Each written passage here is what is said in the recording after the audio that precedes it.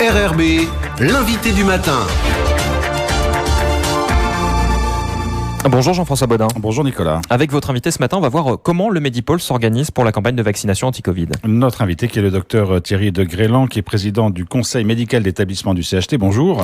Bonjour Jean-François, bonjour aux auditeurs. Merci d'avoir accepté cette invitation pour faire effectivement un point sur la campagne de vaccination lancée en Calédonie.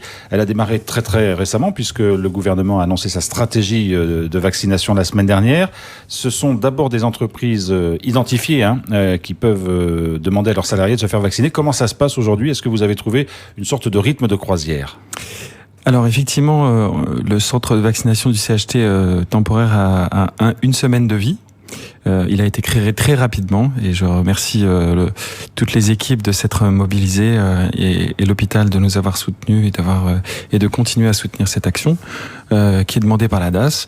Donc dans les priorités 1 des personnes à vacciner, effectivement, il y a les entreprises qui ont des personnels en contact avec l'extérieur. Alors on n'a pas encore trouvé de rythme de croisière. Pour l'instant, on est dans les chiffres que nous nous étions fixés, et je pense qu'on pourra faire même mieux encore. Mais pour l'instant, il reste un manque de fluidité et qui est assez logique parce que les entreprises réalisent un screening de leurs salariés.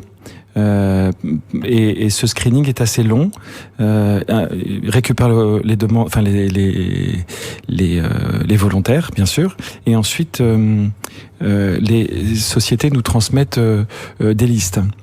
Il faut savoir que nous, dans l'unité de vaccination, on a mis en place une unité tout en un où le médecin peut recueillir le consentement à nouveau et puis vérifier, faire la visite prévaccinale. Donc les visites prévaccinales ne sont pas nécessaires au niveau de la médecine du travail.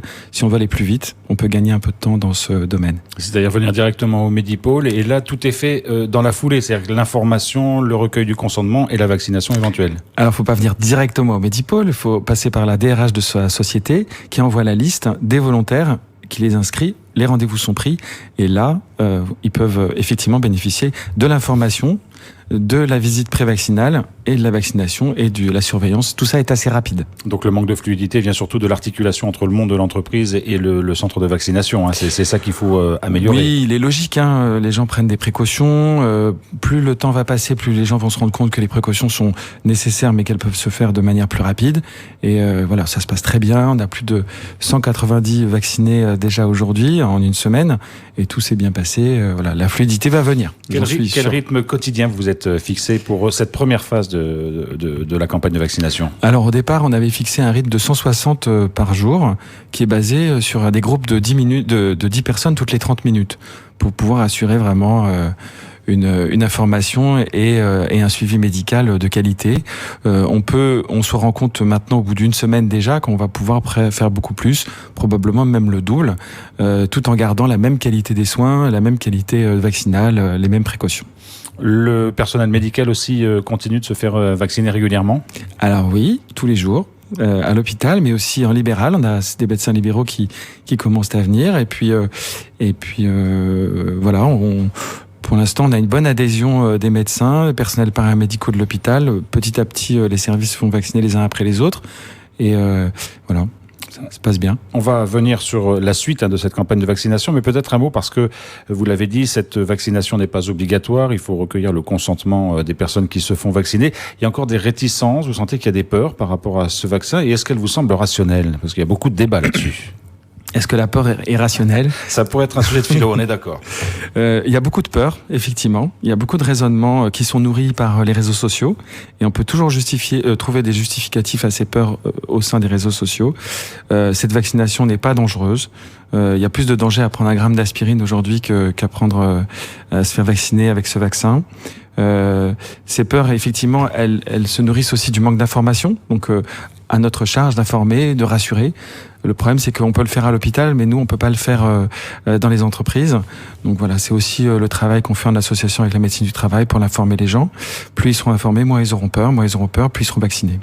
Docteur de Grélan, donc on l'a beaucoup entendu. Pour l'instant, la Calédonie, qui bénéficie de la solidarité nationale, a reçu des vaccins Pfizer BioNTech, qui ont des conditions de transport et de conservation assez délicates. Est-ce que la chaîne de conservation est aussi très fiable en Calédonie ? Est-ce qu'elle est est vérifiée régulièrement, parce qu'on peut comprendre aussi qu'il y ait des interrogations là-dessus. Alors, elle est parfaite, elle est vérifiée tous les jours, et pour l'instant, on n'a pas de point d'appel dans ce domaine, donc tout va bien. Celle du Nord aussi, puisqu'il y en a une, il y a un frigo moins 80 aussi au CHN de Koné. Après, je vous rappelle que ce vaccin, une fois décongelé et reconstitué, il peut se garder 5 jours au frigo à 4 degrés.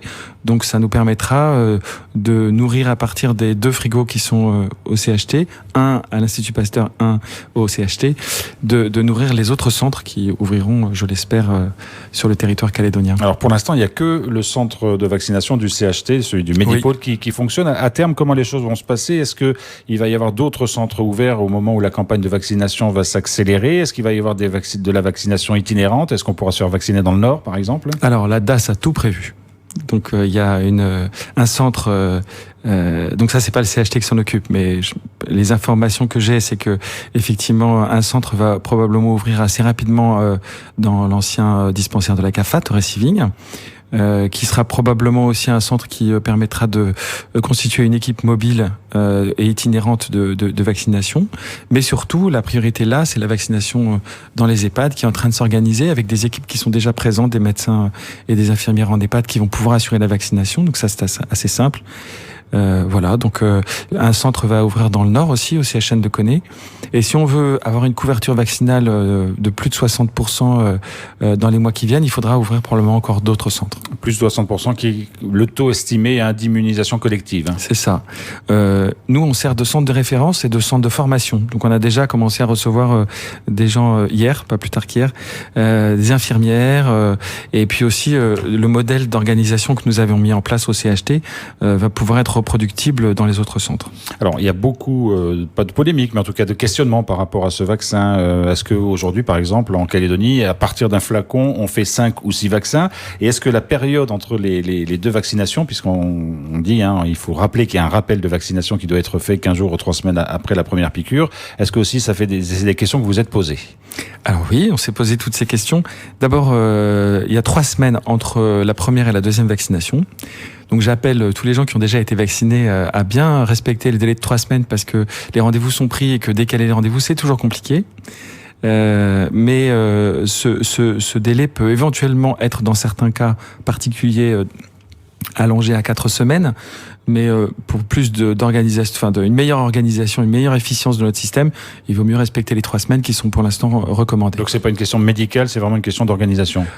Alors, c'est une question médicale dans le sens où si on en allonge trop, après on risque de diminuer l'efficacité, mais c'est aussi une question surtout pour l'instant d'organisation. Concernant le vaccin en lui-même et les doses de vaccin.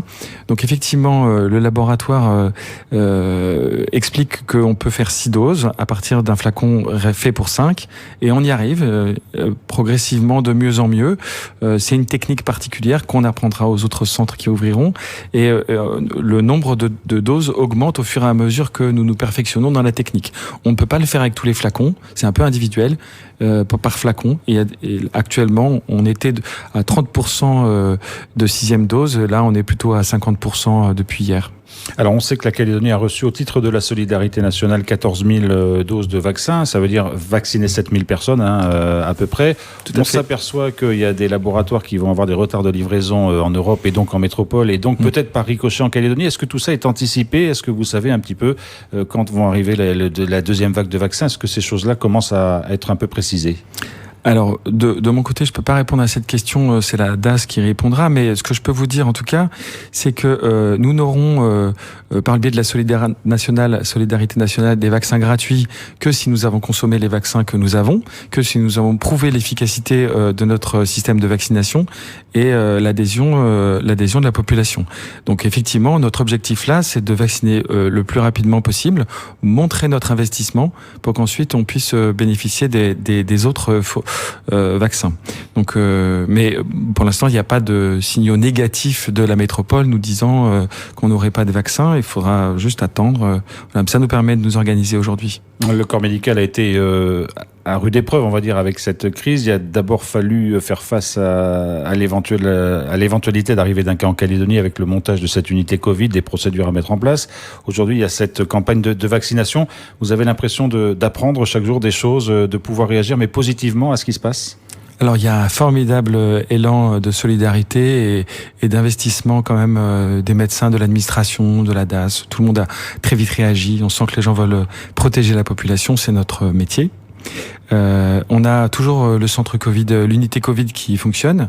Vous savez qu'on a régulièrement des personnes sorties de quarantaine qui sont hospitalisées. Actuellement, nous n'en avons pas, mais il y en a régulièrement. Et ce centre, tous ces personnels-là, j'espère, seront assez rapidement vaccinés. Mais on continue à prévoir. On a une réunion cet après-midi avec la DAS sur l'organisation de la phase 3 si elle arrivait en Calédonie. Il faut savoir que notre pays, notre territoire en Calédonie est une exception mondiale et que ce vaccin va nous permettre de le rester, je l'espère. L'introduction virale est toujours possible en Calédonie, comme elle l'a toujours été par le passé durant tous ces siècles. Et en fait, il faut imaginer que si la vaccination nous permet de nous protéger, le jour où le virus pourrait rentrer, on sera protégé, on aura une chance extraordinaire que n'ont pas eu tous les autres pays au monde, c'est d'avoir un temps d'avance, de garder un temps d'avance. Et ça passe aujourd'hui par la vaccination. Et ça passe aujourd'hui par la vaccination et l'acceptation de la vaccination. Thierry Degréland, merci beaucoup d'avoir été avec nous ce matin. C'est moi qui vous remercie.